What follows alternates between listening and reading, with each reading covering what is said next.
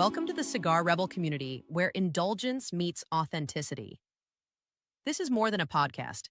It's a gathering place for those who savor life's luxuries with unapologetic passion. Here we celebrate the fine art of living through rich flavors, bold spirits, exquisite cigars, and unforgettable experiences.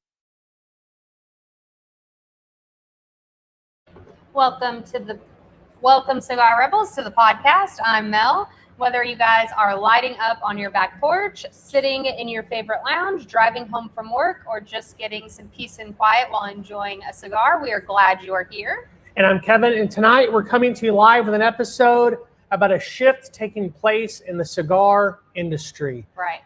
I'm already going to challenge that topic and that opening. Already? What do you mean? Right. Well, we're 30 seconds into the show and you're challenging me already. Yes. I think it must be the heat outside. I'm riled up tonight, but I think the shift, it's not really just simply coming. I would say it is already happening. Yeah, and for you rebels out there, Mel, I cannot disagree with you actually. You could probably identify several areas within the industry that is shifting rapidly, and this one's been shifting for a while. Right. I think, as the world is getting smaller and more complicated from a geopolitical and regulation standpoint, here at Cigar Rebel, we are seeing a lot of different shifts happening all around the world. Yeah, absolutely. And tonight, we're not just talking about these crazy regulations, Mel. We're not talking about the tariffs and all those different things that are happening here in the United States. It's much bigger than that. Right. Like you said, we're not talking about that 12.5 tariff on tobacco products coming from the Dominican Republic and also from Nicaragua. Yeah, and if you rebels out there don't know, there was a shift that took place at the end of July, beginning in August. A whole new round of tariffs are taking place. We've gone from 10% to 12.5, which means cigar prices are going up again. Yep. And even though lots of these importers got money back, the manufacturers, the consumers, the cigar shops, the brand owners, we saw nothing. Right?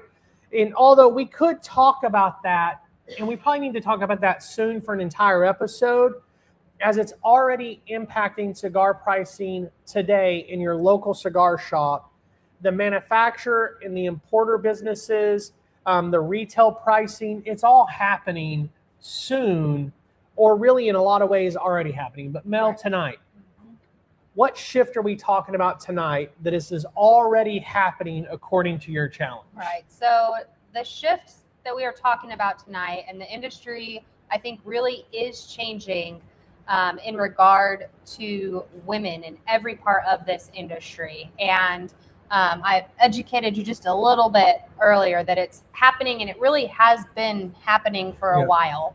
Absolutely. Women in the cigar industry, the enthusiasts, collectors, the aficionados, there's new women smokers, and those who are also manufacturers. They're going to be brand owners and also influencers. Yeah, it's true. The shift is not coming. So maybe the episode title for tonight's a little misleading, because the truth is the shift is here, but it's continuing to happen. Right. All right. Go ahead. No, go for it. All right. So we're going to talk about tonight, as Mel said, women and the cigar industry is the focus tonight. And it's one that I'm personally excited to dive into. I am too. Before we dive too much into it, Rebels, let's go ahead and cut, light, and settle in. All right, Mel, on that note, why don't you go ahead and share with us what we are smoking tonight? So tonight, I wanted to smoke something that would fit our topic. So it is something from a female-owned cigar company, and we are going to be smoking the Lady Jade by the Elevated Humidor. It has a Jade Candela wrapper, Nicaraguan binder, and then Dominican and Nicaraguan fillers. Yeah. I'm really excited to be smoking this tonight. What are you getting on the cold draw? So the cold draw on the cigar for me, as always, it's very clean. There's a little bit of sweetness on those first couple of draws, a little bit of that green tea, some light mintiness to it. Yeah, I agree with you on those. That sweet green tea on the cold draw is definitely there. It's got this great flavor profile. It's not overpowering. It's not bitter, any of those kinds of things. Right. All right. So we want to go ahead, light our cigars, Yep, absolutely. We're going to get a light, and that's going to be brought to you by the Elevated Humidor.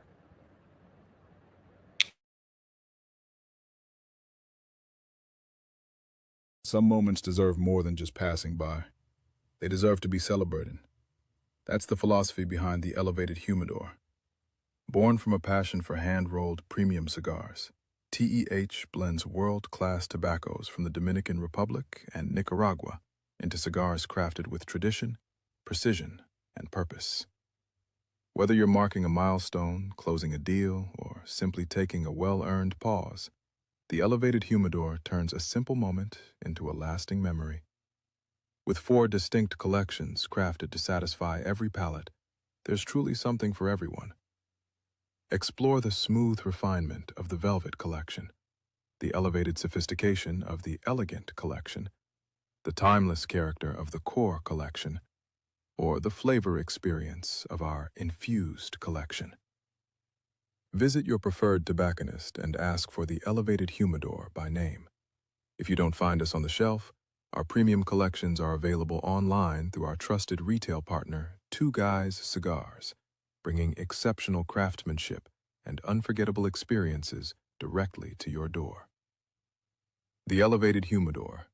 Celebrate life the elevated way. As always, thank you to our sponsors. So Kevin had to step away just for a minute, but now that we have our cigar lit, normally we'll go back and forth on what that cold draw or at the lighting is on the cigar.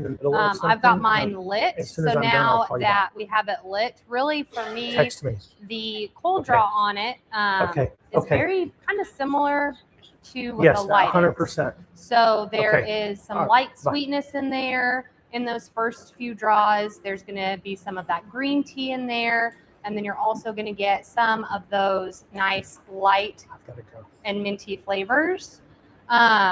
It's really a great cigar. You're not getting any of that harshness from, it's not overly grassy, but it's great.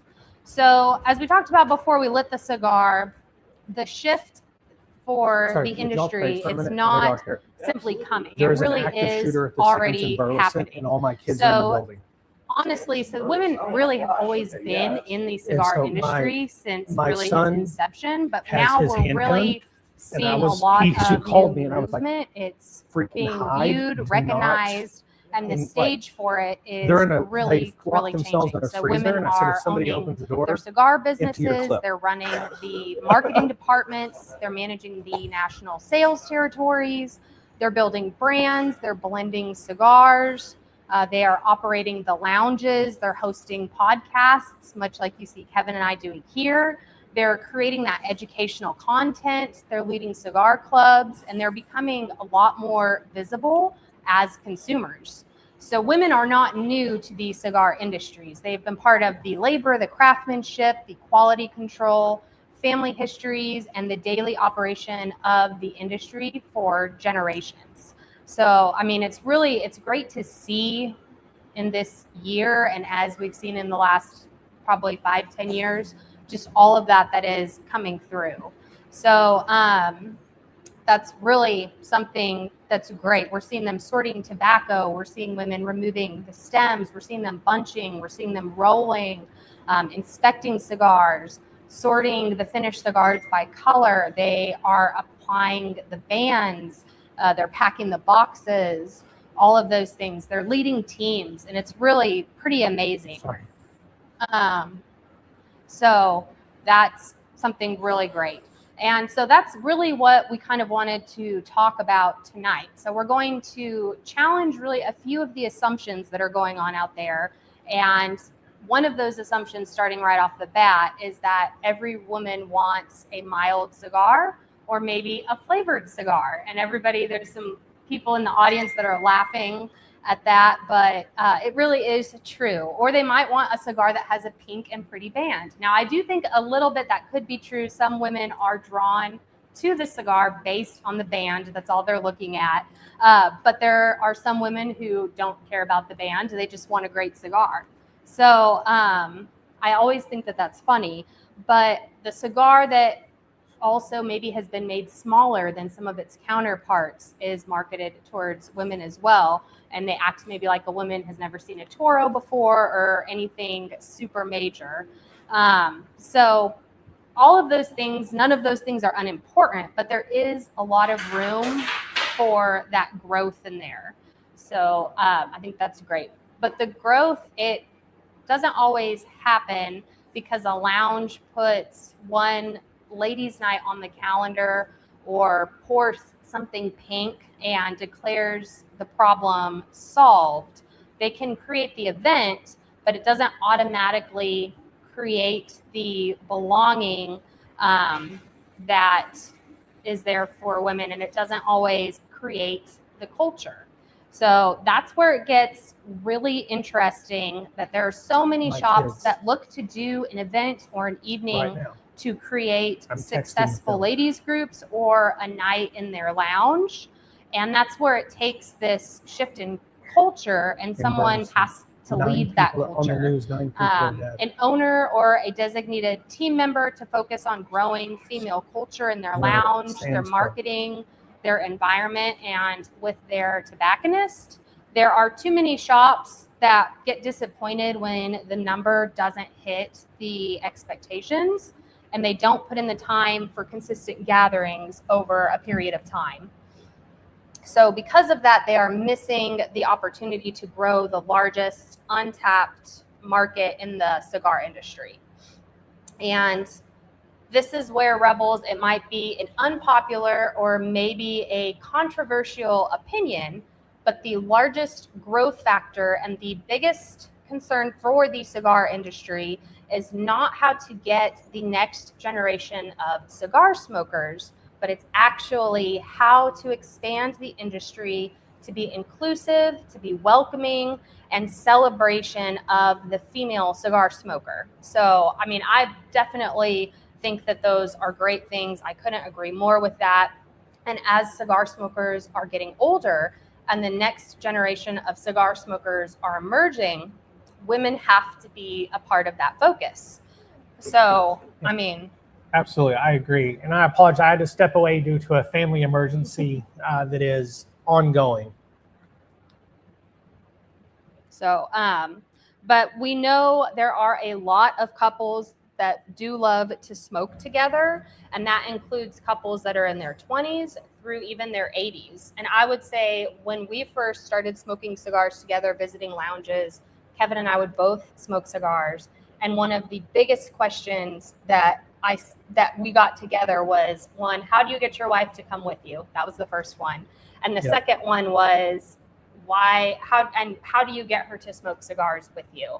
And that was never something that really needed much convincing on my part. I feel like I've probably smoked cigars, well, I've smoked my first one a long time ago, but then after that, when you started really smoking them, it wasn't an issue for me at all to start smoking right along with you. Absolutely. Hey, so Alex put out there, said, hey guys, we can hear two separate conversations going on. Alex, I apologize. I had an emergency phone call. One of my kids texted me their safe word. And so needed to take care of that. I thought my mic was muted, but apparently my whole conversation was broadcast. Oh, okay. So I apologize for that. Just getting caught up. But I agree, for when it comes to couples and wanting to smoke together, we're seeing it more and more, right? Right. 100%. I mean, it's this constant piece of what we're seeing. In here in the live audience we have tonight, we have a couple of couples here tonight smoking cigars with us, which is great. And you talked a little bit about that, and you might have said this. I had to step away. I apologize. It's not about extending the table, like you said, to the next generation. It's really about making the table larger and more welcoming, which I think is the primary focus of what we're wanting to talk about. Yes, 100%. The older generation, as they are choosing to slow down and they want activities to do together, smoking a cigar is a great way to do that. And that younger generation is going to be a little bit different. They want to do things really together and not apart, which I think is awesome. Yeah, like absolutely. They're that younger generation, it's the group date culture, right? That they want to go out and do things with their friends, with multiple friends. And that's definitely one of those things that cigar smoking can be that inclusive environment, that inclusive event that really brings them together. Right, 100%. And you had mentioned, making the table larger and more welcoming, really for everyone. I think that's a honestly, great insight on that. Yeah, absolutely. We've gotten a little ahead of ourselves tonight, Mel, and I kind of left you a little bit of an alert to try and do that. And I appreciate you Rebels being a little bit patient with that, because this is one of those weird scenarios. But we're both very passionate about this particular subject.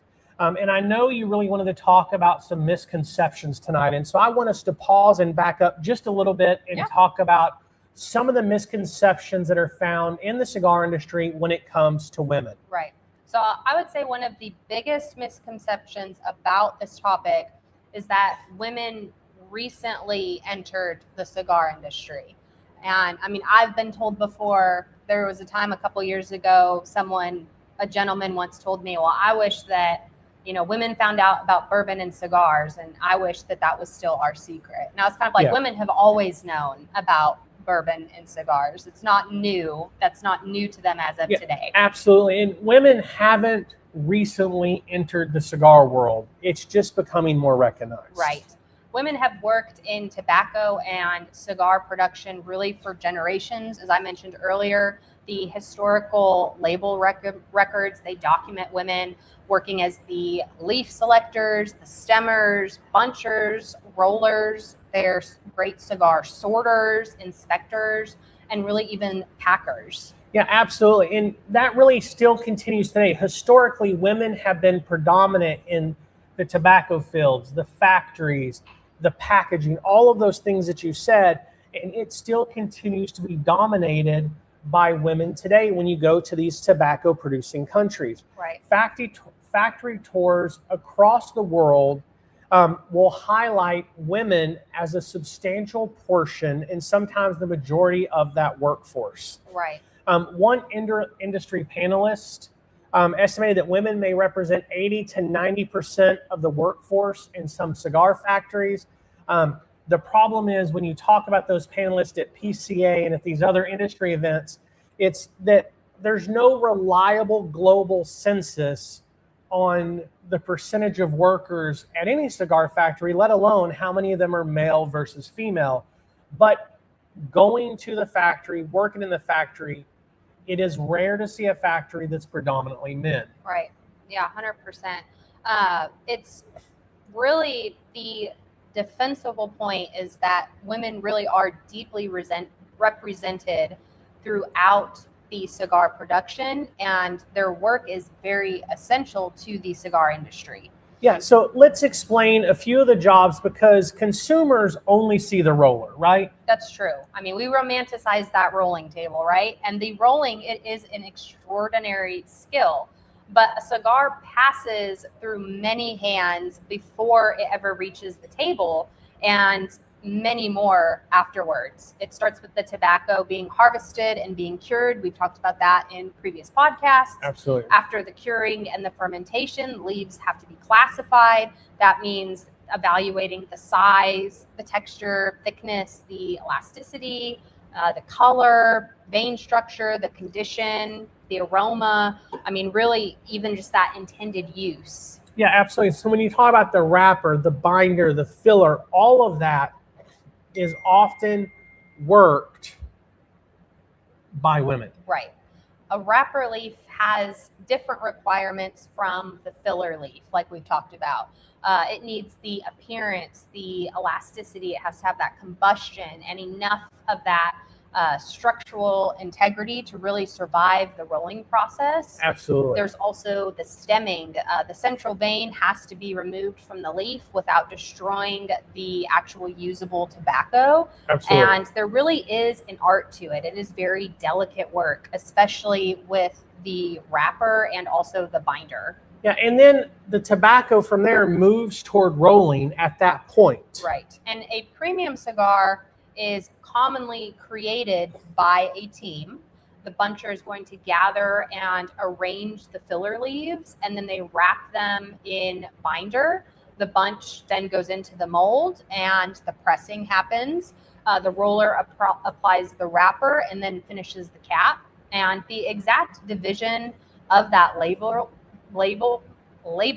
can vary by factory, but each roll, it requires the judgment and the practice technique. Absolutely. And then the finished cigars are still not ready for the box. Yes, not even close. That's true. They've got to rest. They have to be draw tested. They're inspected for their size, their shape, their weight, the construction, the wrapper, the condition, the overall appearance of it. Absolutely. Because people buy and smoke with their eyes. Then that comes to one of the most fascinating jobs in the factory, which is the color sorting process. Yeah, and Mel, why don't you go ahead and explain color sorting to us, and then we're going to go to a break and get back to the episode. All right. So there is that color sorting really is where there is a group of cigars that are going to look identical to us, and it suddenly is going to become 12 different shades to the sorter who is responsible for sorting them. Yeah, there's so many shade variances in the tobacco. When you're looking at the wrapper, color sorting is important. Right. The experienced color sorter, they can identify those subtle differences most consumers are going to miss. They can arrange the cigars so the wrappers in one box are going to present a really persistent progression of color. And in many factories, that work is performed predominantly by women. Right. Yes. And I want to be careful with the old explanation here that women sort because women naturally have better color vision. It's true, but that's not the reason. Right. There's clinically proven research about color perception, but really the skill, the training, the experience, factory tradition, that matters enormously in this process. And we should respect the job as a learned expertise, not reduce it to just that biological stereotype. And that's an important distinction, Mel, because the women at the sorting table are not there because someone decided that she or they simply had an eye for good color. Mm-hmm. She is performing quality control on a premium agricultural product based on experience, knowledge, and expertise. 100%. Yes. And so up next, we're going to talk about cigars being banded and packaged. And we're going to get into a whole lot more, but we're going to go to break a little early tonight, and we'll be right back. We fell in love with cigars not because of the flavors or smoking experience or perceived status, but because it allows barriers to fall between other humans and build deeper connections. For that reason, we've been super intentional to curate a space where people can find community and enjoyment with others, and cigars just happen to be the way we're doing it. For that reason, we are thrilled to be the one and only cigar retail store and lounge in downtown Lufkin. A good story is one of the most powerful tools used to connect with another human. Sharing stories fades out differences and highlights similarities found in the details or with the storyteller. Over the years, we have seen some of the best stories told over cigars, and thus, new friendships are made, passions shared, encouragement given, and so much more. The impact storytelling has on the human connection is why we've decided to name our store and lounge Stories. Because behind every good cigar and conversation is an even better story.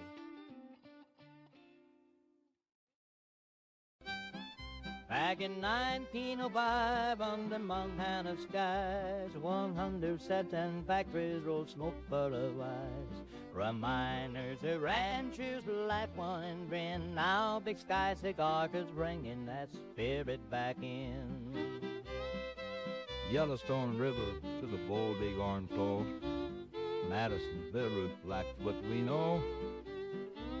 And Lee from Nicaragua, San Andres to them. Ecuador rolled up. And every box sold helps our veterans men. With warriors and quiet waters, we lend a friend's hand. It's heritage burning in every draw. Big Sky Cigars, Montana's pride and law. Big Sky Cigar, where heritage flows with every draw.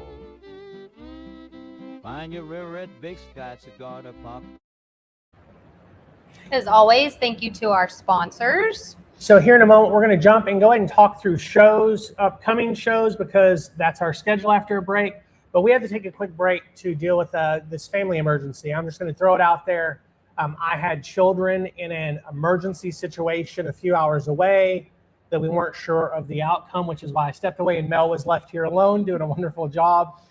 That has been resolved, and we can kind of finish the episode a little bit in peace, knowing, and we'll deal with the aftermath here in a little bit. But we appreciate you, Rebels. But let's go ahead and take a look at these shows. We do have a great lineup of shows coming over the next few weeks. Next Monday night, August 31st, we're going to be live right back here at Story Cigars and Lounge with Pairing Series 101, and we're going to be talking about snacks. And particularly because Leslie of the Corn asked for me to give them the snacks, we're going to be talking about different roasted nuts and how to pair them with your cigars. And we're going to be smoking the Velvet Mutiny by HDA. That will be awesome. I'm excited for that. September 7th, we are doing Flavor Note Series, Creamy Cigars. We will be smoking the Velvet Gold by the Elevated Humidor. Following week on September 14th, we're going to be doing our daily smokes, what makes a great everyday cigar. And we're going to be smoking the 6x60 box press Rose of Sharon by Southern Draw. And then September 24th, we are going to be talking about what's new and some exciting updates to come. And on that, we will be smoking the Pumpkin by the Elevated Humidor. And I'm really excited about that September 21st show. There's going to be a lot of announcements that day, some really fun things. So you're going to want to make your tune in for that night. We're going to be, all of these shows we'll be doing live right here at Stories. So you're welcome to join us, or as always on the podcast. If you haven't yet, go ahead and click that subscribe button. Also on YouTube and Facebook, you can click notify me, and it'll let you know a few days and a few hours before the show goes live. And as always, you can find us anywhere on social media at Cigar Rebel. And you can always go back and take a listen to the podcast anywhere you stream your podcast, on Spotify, Amazon, Apple Music, any of those. And if you're watching this on replay, drop us #ReplayFam and let us know what you're smoking and drinking. It looks like in the comments, we're getting lots of great comments tonight. Alex said sorting, color sorting, tobacco prepping, bunching. All of these things are primarily done by women, and they're amazing natural and talented abilities. Absolutely. Women have better ability to see color shades, better sense of touch. All of them work hard to earn their craft. Agreed. Dwayne says the Candela wrapper never ceases to amaze his palate. When I retro, it's the same aroma I get when trimming the hedges, and the fresh sap fills the air. I love that comment, Dwayne. And Alex said, I love Candela. My wife tells me I'm not in my 40s, more like my 80s, which is hilarious. And then Dwayne says, cannot wait for the gold. Great Rebel Pack cigars. Yeah. So absolutely excited to send those out. We were talking about the process of sorting and manufacturing, and then we want to jump right into cigars getting banded and packed, right? Yes. So why don't you jump off? Right. So you talk about cigars have to be banded and packed. That's also an extremely important part of getting cigars ready for the consumer. So every band has got to face the same direction. Every cigar has to sit correctly. The box has to look intentional when the customer opens it.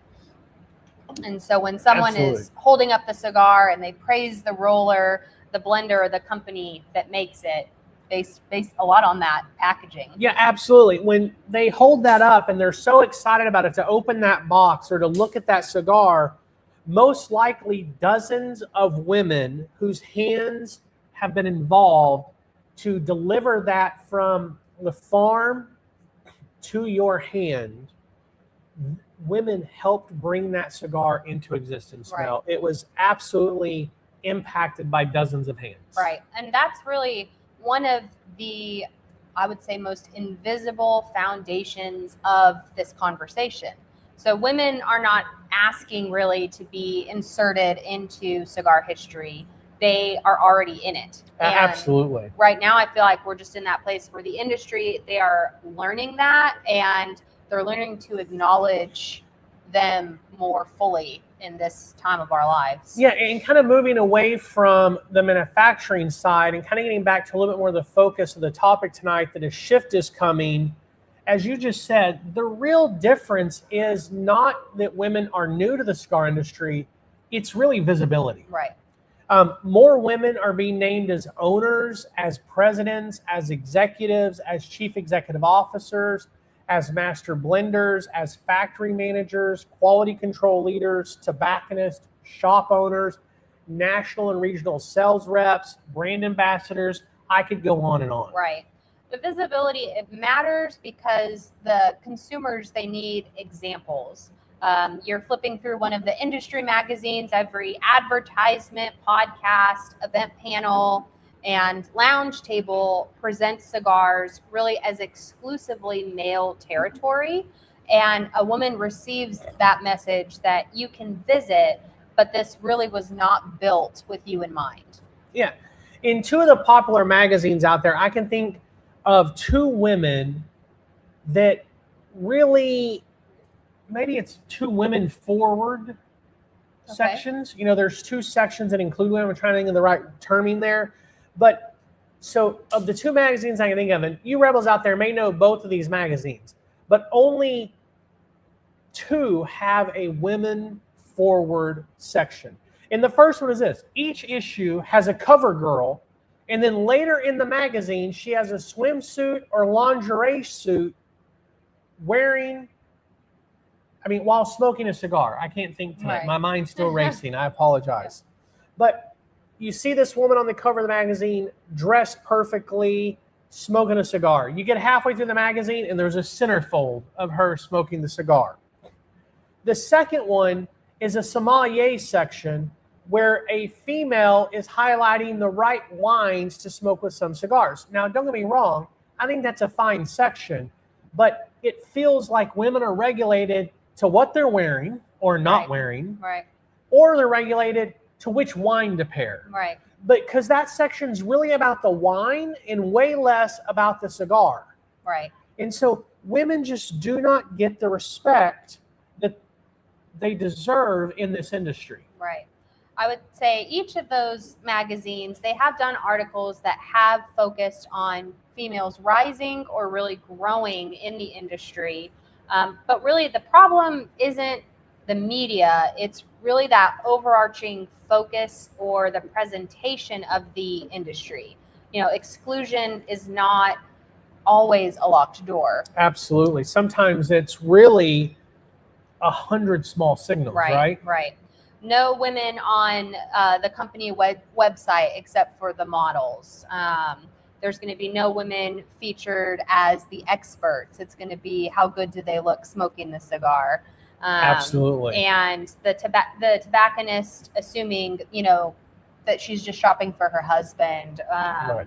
Yeah, a tobacconist sometimes just handing them a sweet cigar automatically when they say they're there to smoke a cigar. Yeah. Which has happened to you a lot, right? Yes, yeah. And then I always am like, thank you for the recommendation, but I actually don't prefer the sweet ones.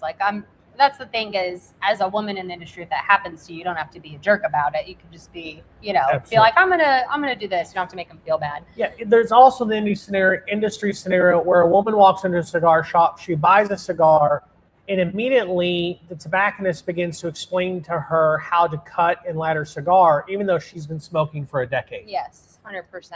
And none of those moments seem enormous by themselves, but together they begin to tell a female that she doesn't belong. Right. And the reverse of that, I think, is also true.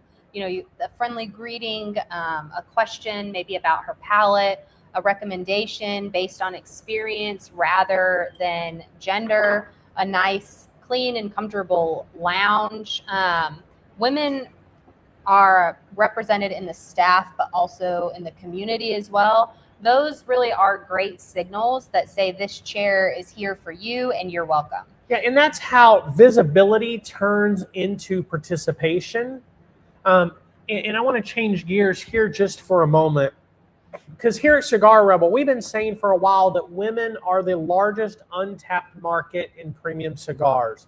Mel, do you think that's accurate? So I think it's a reasonable strategic argument, but it's really difficult to approve or to prove that exact ranking. National surveys, they consistently show that women are a small minority of identified premium cigar users. And depending on the data set and the definition, the estimates are very different and significantly vary. They don't have a lot of data out there that suggests what rate that they're going, and it also varies greatly by which state you're in, but there's no data on that. And they only know that since the 90s, the percentage of female consumers that smoke cigars has doubled and continues to grow. So premium cigar usage itself as female cigar smokers, it's really difficult to measure. Yeah, absolutely. It is very difficult to determine if and whom are smoking cigars. Right. It's also difficult to tell based on purchases because there's some data out there being tracked and looked at based on credit card purchases, but a female may be purchasing for a male and a male may be purchasing for a female. Right. And so it gets all skewed, right? Yep. 100%. I would not claim that we know the precise number of female premium cigar smokers or consumers, but I do think we know that it is a minority. Right. Yes. And we know that the gap, it is large. Premium cigars, they remain overwhelmingly associated with men. And that means women represent a substantial underdeveloped consumer opportunity. Yeah, absolutely. Cannot agree with you more. And women control or influence an enormous amount of household discretionary spending across our country. In the past decade, more and more women have taken or developed into what I would call luxury or large portion of traditional male-coded or male-focused luxury categories. Yeah. And what I mean by that is when you talk about women getting into the luxury market, there's been a shift over the last decade or so where women are getting more and more involved in consuming, but also leading in the bourbon and whiskey world, right, in the wine world when it comes to watches or golf or cars, culinary experiences, travel, right, private clubs. All of those things are truly shifting over the last decade, and cigars are no different. Right. Cigars may be one of those last luxury and leisure categories still marketed as though the consumer is almost automatically male. Yeah, absolutely. And Amanda McAuliffe has described cigars as one of the remaining guy thing frontiers. Yeah. Amanda McAuliffe actually stated in an interview she did a couple of years ago, said, I think cigars are really the last frontier. It's really one of the very last things that's considered a guy thing or for the boys. And she stated that back in 2022. Right. Her point isn't that women need a separate cigar universe. It really is just that women should be recognized as part of the existing audience. Yeah, absolutely. And that changes the business question. The question is not how do we make a cigar for women? Right. The question really is how do we stop overlooking women to enjoy cigars? Right. And they sound similar, but it leads to completely different decisions for manufacturers and retail shop owners. Right. The first question often produces those stereotypes that I mentioned earlier. The smaller cigars, sweeter cigars, maybe the pink or really girly packaging, the floral branding, maybe that lowered strength, gendered names. That second question really produces inclusion, better education, wider representation, respectful service, comfortable environments, those more diverse events. Most women in leadership and the media, the recommendations are based on palate. Absolutely. And women do not have one palate. Women have a variety of palates in the same way men have a variety of palates. 100%. I mean, some women are going to enjoy those Connecticut wrappers. Some are going to love that Nicaraguan Ligero. Some love the Cameroon. Some love that Maduro. Some really do want that sweet and aromatic cigar. Some want the pepper, the leather, the earth. Some want a petite Corona. Some want the milder ones. Some want a heavier, fuller bodied strength. Some want a 60 ring gauge. It's just like anyone else's palate. It is subjective. Yeah, and I rarely want the 60 ring gauge, to be honest. I mean, I'm the same way, but some people love them, and that's their right. They do. People of every gender make choices I do not understand. Yes, and that is 100% what keeps the humidor interesting. Yeah, absolutely. And that's what makes women an untapped market, in my opinion. Right.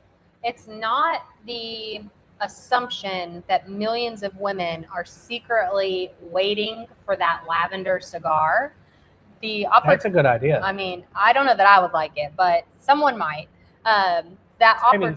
Lavender coffee had a moment. Oh man, I tried a lavender coffee 2 times because everyone raved about them. It was not for me personally, but somebody liked them because they were everywhere. So they're awful. But that opportunity, it really exists because many women have the interest, the purchasing power, they have that curiosity, and they also have an appreciation for the luxury experiences. But still, we don't see cigar spaces consistently inviting them into the culture. Yeah, and untapped does not mean uninterested. Right. Which is often what people think. Right. It might mean uninvited or undeserved or maybe even misunderstood. Yeah, and I think the right scenario is you're absolutely right, because it can mean women are uninvited. It can mean that they are underserved. It can mean that they're misunderstood. It can also mean that they've never seriously been considered when it comes to building out a lounge or a shop or any of that. Right, 100%. So real quick, because we haven't checked in on the cigar since the lighting, I'm about probably halfway through. What flavor notes are you getting on this cigar? Yeah, so I'm getting a really good sweet hay, almost green tea-ish on the retro, a little bit of pepper. There's a light sweetness there. I wouldn't say sweet, but it's just a little bit of a sweetness to it. Yeah. There's some savory notes there on the finish that I'm not exactly sure how to place it. But this cigar, to me, kind of contradicts a lot of other Candela cigars because it's so balanced with that sweet tea and the pepper, the mildness of the wrapper, and a little bit of the strength from the binder and filler. Right. That's kind of where I'm at. Yeah. It's smoking great. A perfect draw. I dropped it when I took the phone call earlier, so my cap and head's broken.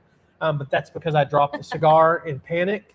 But the cigar is still smoking and burning great. I've not had to relight it. I relit it because I dropped it and just left it there. Yeah, no, that's great. I would agree with that. I definitely get more of a earthy green tea on this one, especially in the finish. So, I mean, I love a good Candela cigar, though.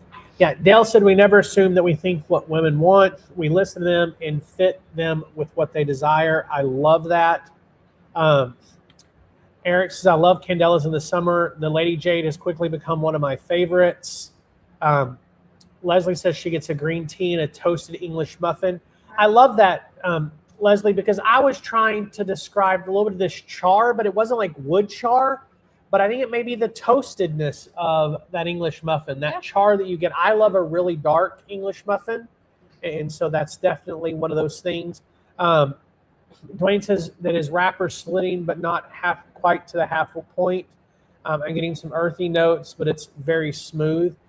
One of the things about the Candela wrappers, it's wildly thin. Yes. We don't typically have a lot of splitting with it, but I do understand, depending on temperature changes and things, with that wrapper being so thin. So Mel, thanks for the check-in on the cigar. You had mentioned at the beginning of the episode that the shift has already happened in the industry. Why don't we focus back on that just a little bit? Right. So in the same way that shift silently kind of happened in the background in really the bourbon and the whiskey industry, it's really been happening in the cigar industry for the past decade. Yeah, and I couldn't agree more. And honestly, that's truly the basis for tonight's episode. It took time, and I believe it's time to look at a few women in the industry that we have a connection with at the level that we can give a little bit of insight to how they're impacting the industry. And so I think it's time for us to kind of dive in. Let's talk about 3 or 4 women. Yeah, and we want to be really clear here. This is not a segment on all women in the industry. It really is just a look at some of the women doing different things in the industry and how they are making an impact across the board. Yeah, so first, let's talk about Amanda McAuliffe. Yes. So Amanda serves as the Vice President of Marketing for McAuliffe Cigars. Her professional background includes that film production, some media, experiential marketing, some strategy, and then also communications. Yeah, and she has this extensive experience in crowdsourcing and audience engagement, which really has led to a very successful McAuliffe Ambassadors program that really truly reaches around the world. Yeah, 100%. She entered the cigar industry with a perspective developed really outside of tobacco, and she brought with her just years of experience overseeing huge projects, companies, and really developing an audience. Yeah, and sometimes the industry, in any industry, honestly, needs a respect for its traditions, but also it cannot be trapped by its habits or traditional focus. And I think Amanda brings that outside perspective into the industry. Right. So Amanda she's spoken really very openly about her own relationship with cigars, and she didn't immediately fall in love with them. It took time. Sometimes Absolutely. It does. I mean, that's just the way that it is. But one day there was that moment when the flavor, the conversation, maybe that experience, it just finally connected. Yeah, and that story is honestly a lot more relatable than the polished version that every industry professional claims they were born holding a Cuban. Right. Or it was love at first draw. Yeah, 100%. Amanda's work at McAuliffe, it's really emphasized the strategy, that community, and the broader understanding of who that cigar consumer can be. Absolutely. And I think one of her strongest arguments is that making the industry more inclusive, it doesn't require inventing a separate category called women's cigars, which I agree with. Okay, and I love that. Yes. And I know you do too. Yeah. We've talked a lot since starting our company that this is a hobby for men and women alike. Exactly. The goal is to make the excellent cigars and recognize both men and women that might enjoy them. And I think the McAuliffe's Migdalia line provides a very meaningful example. Yeah, and this blend is associated with Migdalia Sanchez, who is one of Gomez Sanchez's. I can't talk tonight for whatever reason. I apologize, guys. The blend is associated with Migdalia Sanchez of the Gomez Sanchez cigar making family. Right. Yep. That annual Migdalia special edition has been released in connection with International Women's Day, and it celebrates strong women.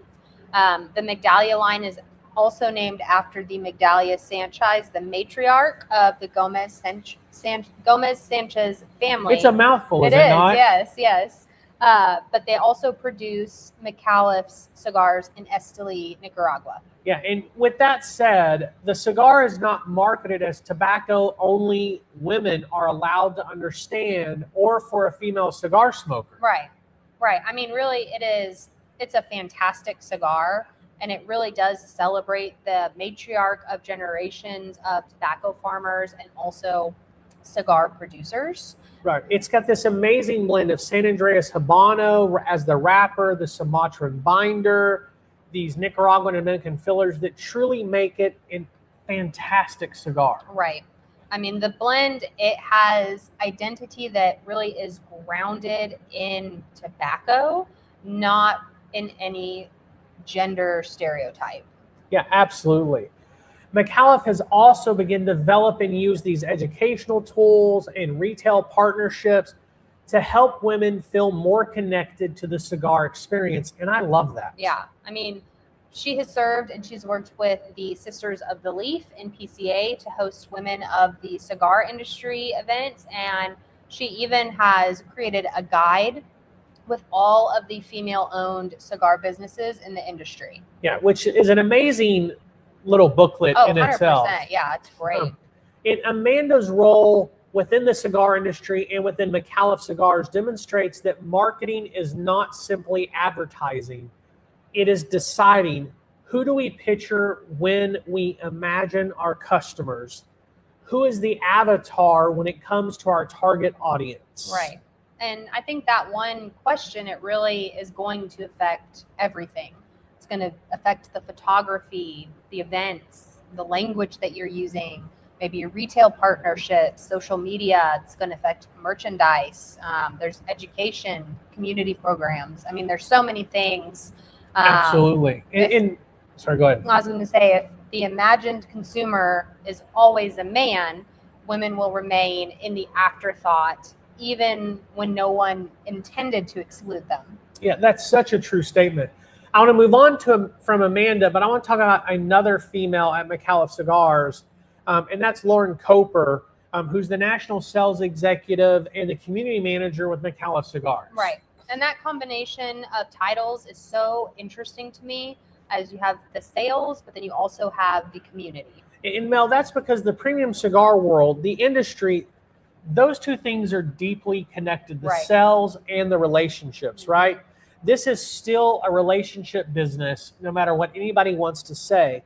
And Lauren oversees a lot of their events. She's on the road at a lot of different places, building out events, building community. She's all over social media. She's consistently challenging Steve Saka or Terrence Riley to these pose-offs or these cigar Right. pictures. Yep. She makes fun of men in the cigar industry for not pushing their basket and putting it away after grocery shopping. Right. All these crazy things. And it's all in jest, Right. and they laugh and have a good time. But it's getting the female image out in the cigar industry as normal. Right. Well, and it really builds that community and also the following. It's so true. And in this industry, a sales representative does not simply place a box in the humidor or simply focus on making a sale. They help the retailer truly understand the blend, the story, the customer, how to sell it, what the right occasion for the cigar is, and why ultimately this cigar belongs in your shop and who it can reach, Right. both men and women. 100%. Then, they are going to attend the events. They're going to meet customers. They're going to listen to the feedback. They're going to support the retailer, and they're going to represent the company online. And really, they help turn a first purchase into a long-term relationship. Yeah. Leslie said, I'll tell you another lady in the cigar industry that impresses her is Sarah Rodriguez, which is the daughter of Rick Rodriguez. I almost included her tonight. What happens, I ended up with a list, Leslie, of women, and I actually included you on that list originally and a few other people that when I sit down and looked at it, we could spend the next 3 hours just touching briefly on women like Karen Berger with K by Karen. We have influencers that are out there, all these different women that truly are making an impact. And we kind of wanted to focus on 2 or 3 that we have a pretty good connection with, that we know personally, because we can kind of see what they're doing and how they've grown the influence in the industry, because we've got to see it firsthand. Mm-hmm. Going back to Lauren for a moment, she's truly become known for her energy, her humor, and her direct connection with cigar smokers. And that matters because the industry, this industry, can take itself way too seriously. That is true. I mean, we're talking about fermented leaves that we set on fire while debating whether that second third reminds us of walnut skin or maybe a different type of peanut. So a little perspective, I think, is definitely healthy. Yeah, absolutely. Lauren represents another part of the shift. Amanda represents the power that comes with understanding and building community. Lauren comes from the shift of bringing humor and fun and excitement and younger smokers into the industry that happen to be female. Mm-hmm. And there's a lot of comments around here about you being on the list, oh, well, that's Mel. Nice. And so, I don't like to talk about myself. Yeah. And a woman, let's be honest, what I wanted to show here in this list and Mel wanted to show is the woman doesn't have to own a factory or create a blend to influence how a brand grows. Right. The person connecting retailers, consumers, events, and online communities also has an enormous impact. Absolutely. And women in sales challenge stereotypes in real time.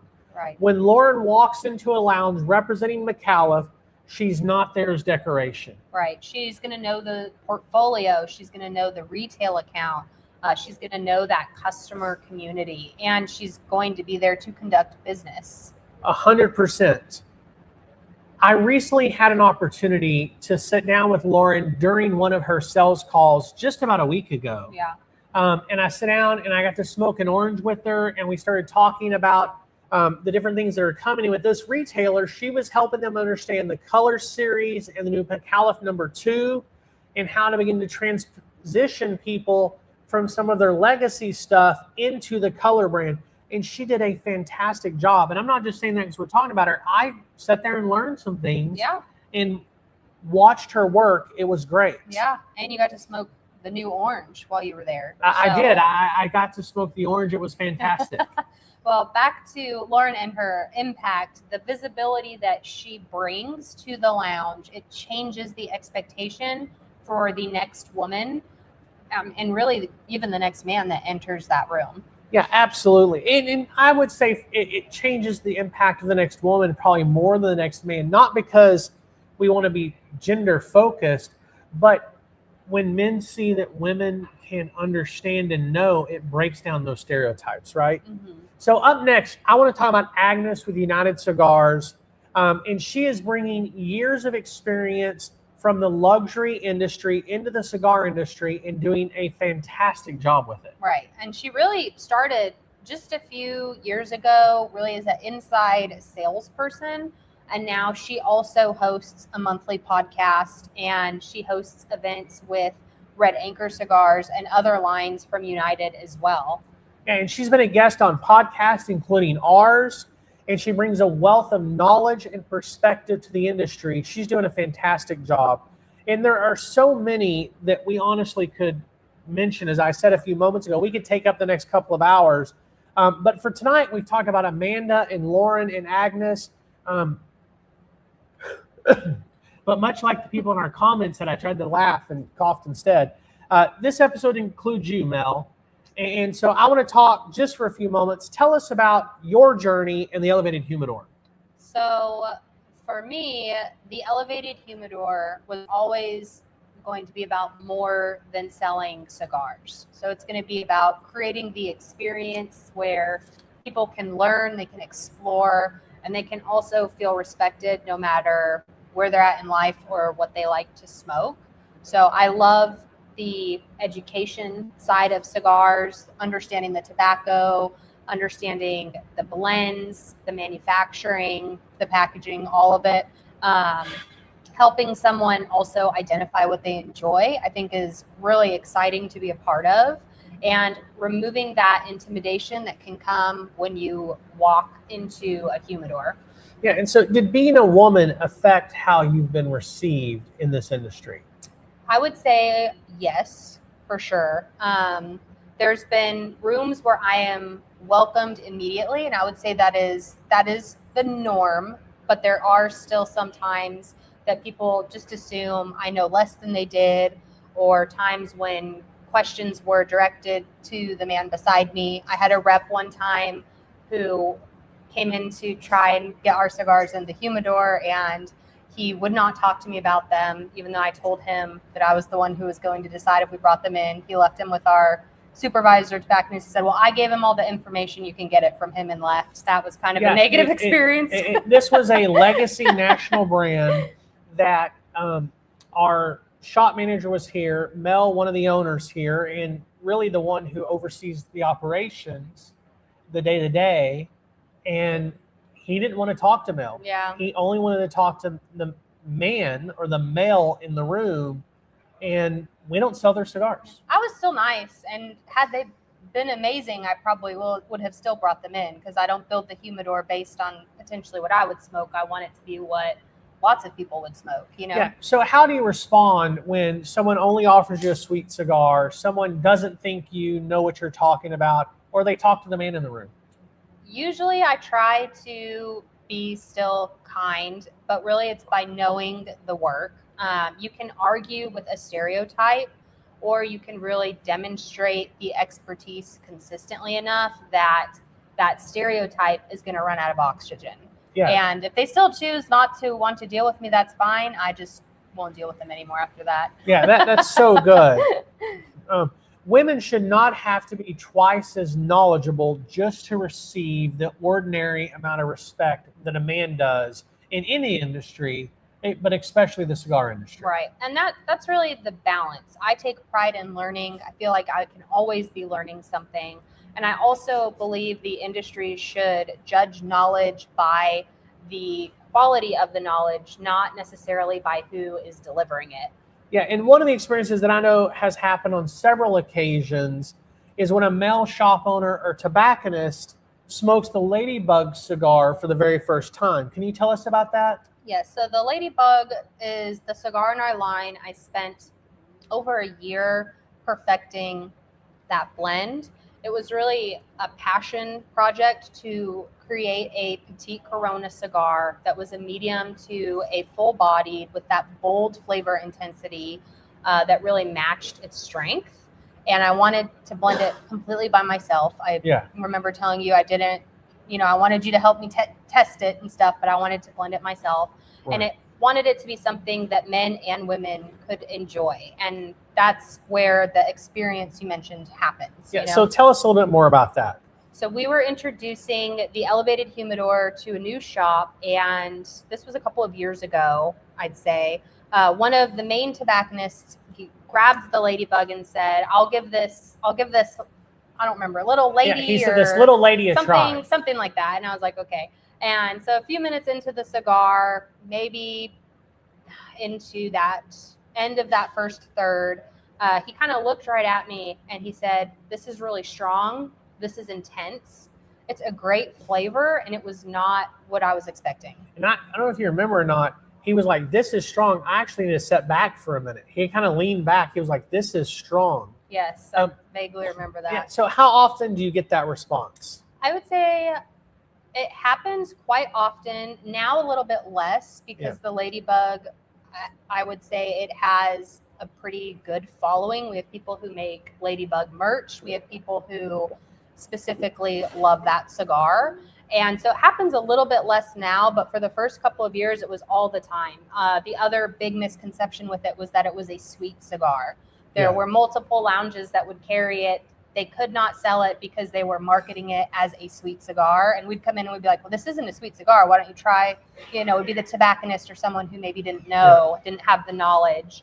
And once they were able to edit that a little bit, they couldn't keep them on the shelves. Yeah, and that cigar has been rated twice in the last 6 months by 2 different podcast groups. Do you remember the ratings that they received? I do, because they were such a great surprise to have it rated. 89 was the group that did it earlier this year, and then most recently it got a 92 by the Ash Heels, and Agnes and Sarah. They are the 2 amazing women of the cigar industry. They gave it that rating just a couple months ago. Yeah, which was an absolutely amazing response to the cigar. What do you want women to feel or a woman to feel when she interacts with the elevated humidor or a shop that sells our cigars? I want her to feel like a customer Not necessarily a female customer who's placed into that special category, just a customer in general. You can ask her the exact same questions. What do you enjoy? What have you smoked before? What flavors do you like? Maybe how much time do you have? What kind of experience are you looking for today? It's all the same questions. It's all the same questions you would ask of a man, right? Yes, you would ask a man all the same questions. Yeah. Equality in a cigar retail shop can be wonderfully unglamorous. It doesn't have to be a show. Just treat them like you would any other customer. Right. It's simply giving someone that same curiosity, attention, maybe excitement. Sometimes you see a woman come in and it's like, oh, they're not going to buy anything. So in the cigar industry, while the majority of our audience, the majority of people walking to a cigar shop are still male, it is growing, and women cigar smokers, women influencers, as we mentioned tonight, are all growing. If you were speaking just to the men tonight, what would you want them to know from this episode? I think mainly that this shift is not a threat to anyone. Right. Most men I meet in the cigar culture, they are welcoming. They're very generous. They are excited to share the hobby. And they are really part of the progress. And this is not women against men. I see that a lot. A lot of times today there is a women against men. And I don't want that for the cigar industry, because I think it is such a great community. And the industry, it's becoming more honest about everyone who makes and sells and supports and enjoys the product. Absolutely. And so the real thing is there's room, and there's always been room, right? And now that room is just becoming more visible. What really is changing in the cigar industry is visibility. Right. Women are increasingly visible throughout the industry. Right. They can be the owners, they can be the makers, executives, they can be retailers or sales leaders, they can be educators. That's spreading to me now. Reviewers, they can help build the community that they're in, and they can also be cigar smokers. Yeah, absolutely. When it comes to the cigar industry, if I was going to communicate, Amanda McAuliffe represents strategy, marketing, and a broader vision of the cigar consumer. Right. Lauren represents the relationship between sales, retail, and community. Right. And there are so many others that are impacting the shops, the brands, the cigar media, education, and communities that we don't have time to cover all of them tonight, honestly. Absolutely. And Mel, you and the Elevated Humidor represent a completely another part of that shift. It's retail, it's education, it's ownership, it's manufacturing. It's about creating customer experiences where knowledge matters more than assumptions. Right. And this episode, it's really not just about a list of names. It's really about changing the way the industry sees itself. Women have always helped build the product, and now they are just helping shape the market and the message and really just the future. Yeah, absolutely. And so, guys, we have so much more to talk about tonight. We had a really rough start getting off. If you're just now catching up or you missed the beginning, Mel had to be on for a handful of minutes by herself. I had to step out and take a couple of phone calls due to a family crisis, which is really rare on a Monday night. But we appreciate you Rebels for hanging in there. We are actually planning a show called The Leftovers, which are a bunch of notes from episodes like tonight that we just simply don't have time. We actually got through about 20 pages of notes. I used large block lettering in the notes. We've got 31 more pages of tonight's notes alone. And so we're going to sort out from a few episodes and do that here in a couple of months. But for tonight, we're going to kind of wrap up. We're already over a little bit. Dwayne wants us to go 90 minutes, but we haven't made that plan yet. And so some of you Rebels out there keep asking us about making the show longer. But tonight, as we wrap up, Mel, what are your final thoughts on the Lady Jade by the Elevated Humidor? If you're smoking it live with us, we'd love for you to drop those comments in our chats. Yeah, I mean, this has been a great cigar, especially for this topic. My construction's been great. Yeah.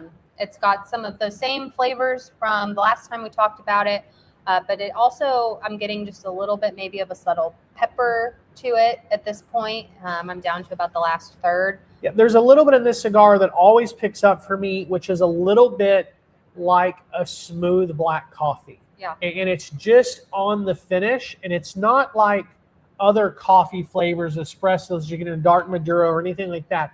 It's just that almost that mouth feel that I get on a really rich coffee at the end. Right. And it could be the green tea-ish, just getting a little warmer, but I'm definitely getting that. And that coffeeness also can kind of sometimes be earthiness to some people's palates. Yeah. But I appreciate Eric's comment earlier about it being balanced.